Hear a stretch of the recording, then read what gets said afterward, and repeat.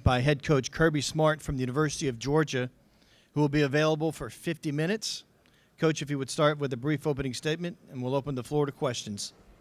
Yeah, it's an honor to be here today. Anytime you get an opportunity to play in a Sugar Bowl, it's a special time.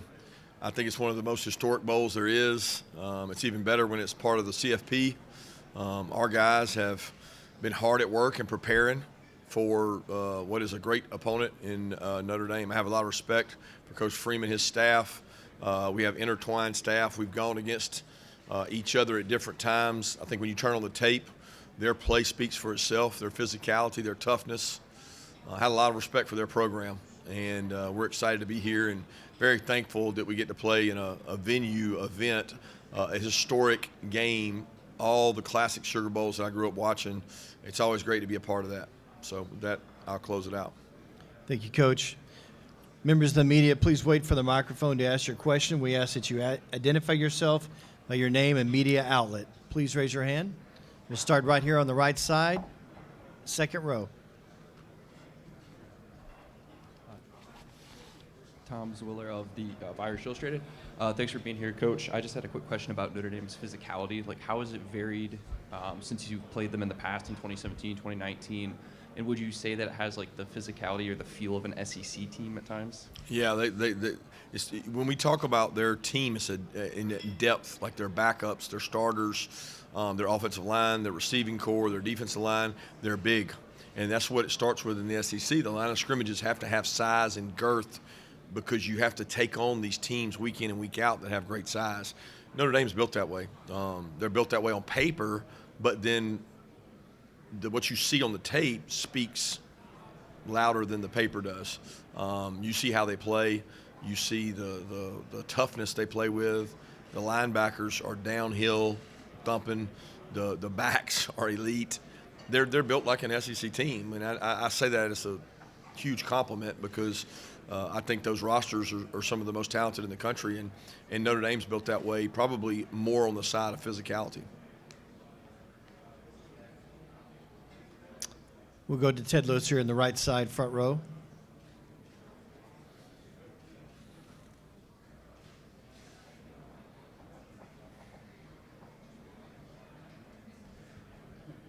Coach, Ted Lewis from the Times-Picayune. Two questions for you. First of all, yesterday, as you well know, Jimmy Carter died. I wonder if you ever had a chance to meet him and and if you knew that he attended the Notre Dame Georgia Sugar Bowl back in 1980. Didn't know that. Yeah, he was 3 weeks away from going out. But anyway, just what he meant to someone like you that's a native of Georgia, and would you like to see some kind of a salute to him tomorrow night at the game? Yeah, that's probably not a question for me to answer as far as a salute to him, but I certainly salute his life plan, his lifestyle, the way he lived his life. He embodies the Georgia culture in terms of being from a state, agricultural state. He's from the part of the state where I'm from, the southwest corner of the state, and there's so many things that he did for our state beyond people's even recognition. Just the fact that he was the president of the United States and was a fellow Georgian is pretty a special feat. And I didn't ever get to meet him personally. I have a lot of acquaintances, obviously, that know him, and tremendous amount of respect for what he did and what he meant to our state. The other question is, James Franklin yesterday talked about the need for a commissioner of football because of everything that's going on. Suggested Nick would be good for it. I don't think he's coming out of retirement, but anyway, what do you feel like? I saw you the other day when they asked you about everything going on in December, how much trouble it did, or the distractions of NIL and transfer portal while you're trying to get ready.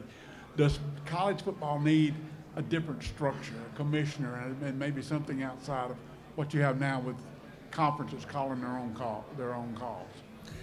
That's a really hard question and a really long question. I don't know that it's as simple as saying, let's name a commissioner and it solves all our problems. I don't think that's the case. I think we're governed by separate circumstances.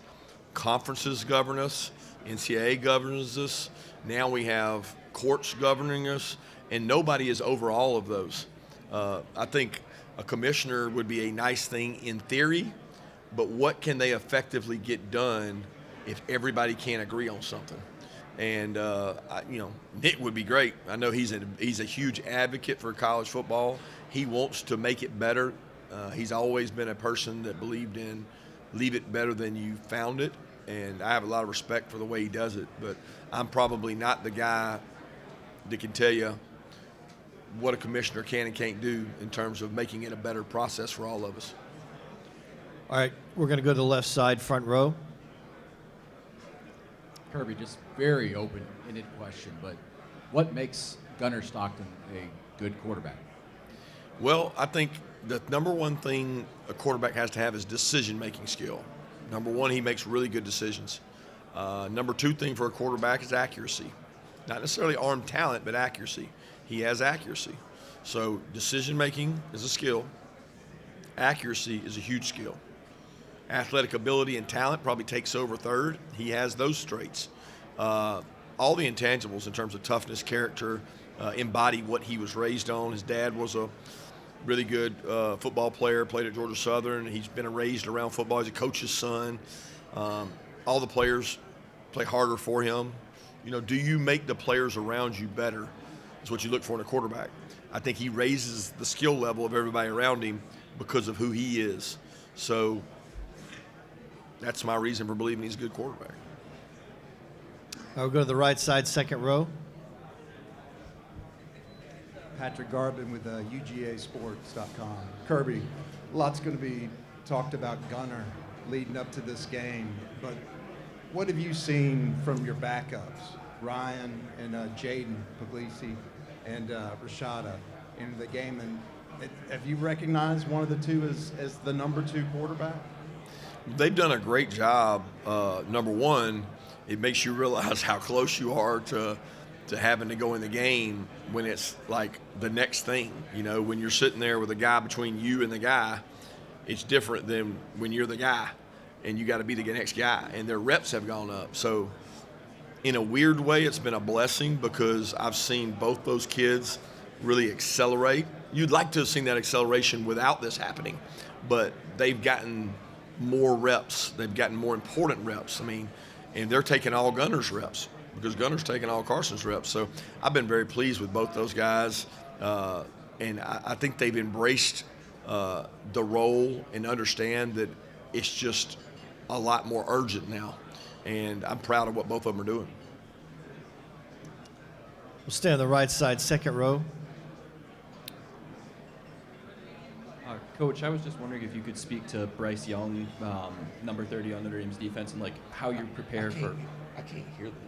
I don't know if they're too loud, but I can't hear your question. Sorry. Yeah, hold the microphone closer. Please I hold don't the think it's microphone them. I just think closer. it's just loud over there.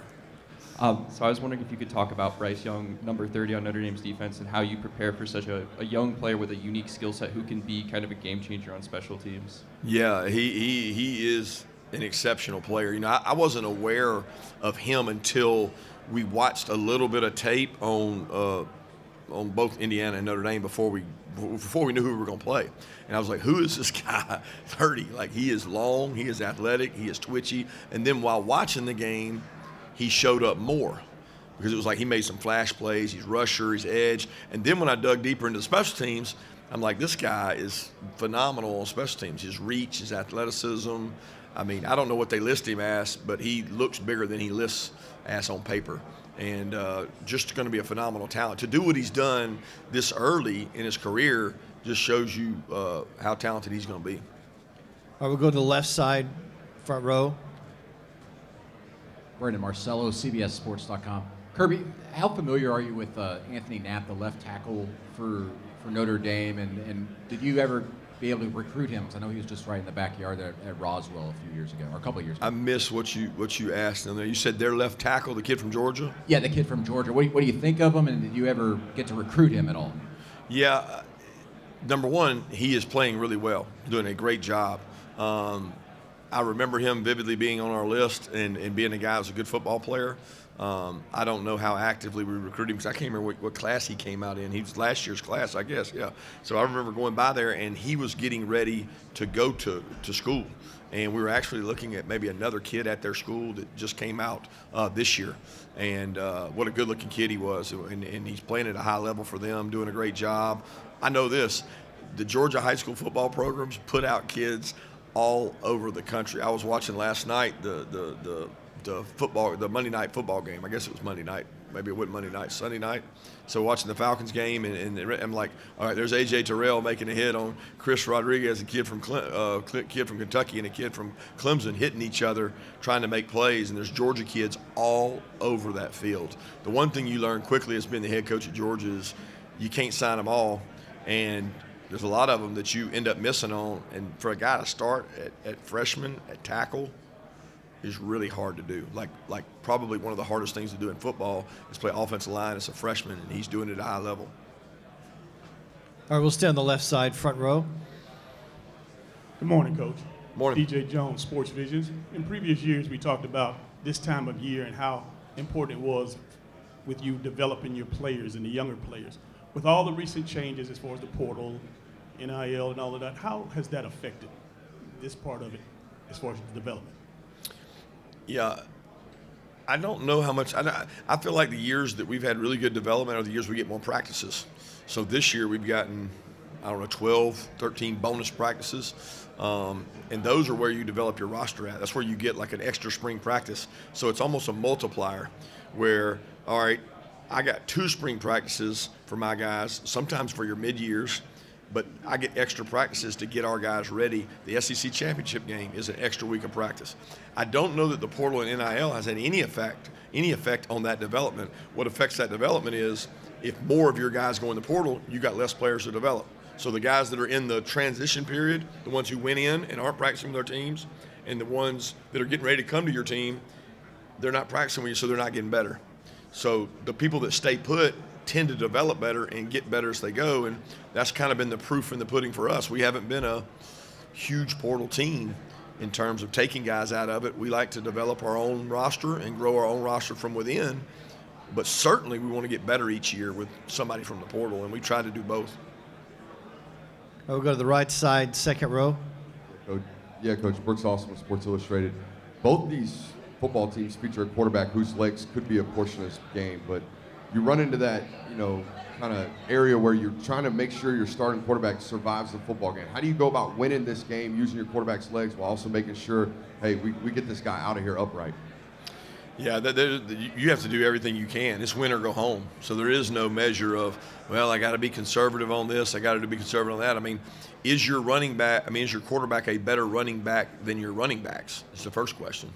Hard to believe with the backs they got, and hard to believe with the backs we got, that either of our quarterbacks are better. They are an extra hat. They bring an extra dimension. Red area, super high tendency to run the quarterback. Zone read teams, ability to pull the ball, eye candy, option plays. Both teams execute those. I don't think either coordinator will be holding back because they're worried about the next game. They're going to do whatever they have to do to win this game. And if Gunner or Riley had to run the ball 30 times to win the game, I think both coordinators would do that. It's not the makeup of the offenses, but whatever they got to do to win the game, they'll do.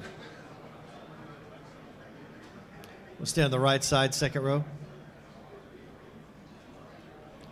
Coach, I wanted to ask you specifically about Jazair Jackson, 6'11", didn't play high school football. How do you come across a guy like that? I mean, how did he pop up on the radar? What did you do to go pursue him? Well, he did play football all his life growing up till 8th grade, and he was a high-level football player in the 8th grade. Most people don't track 8th graders. We weren't tracking him, but he was getting invited to IMG. He had an opportunity to go play at some high-level football programs, even in South Florida.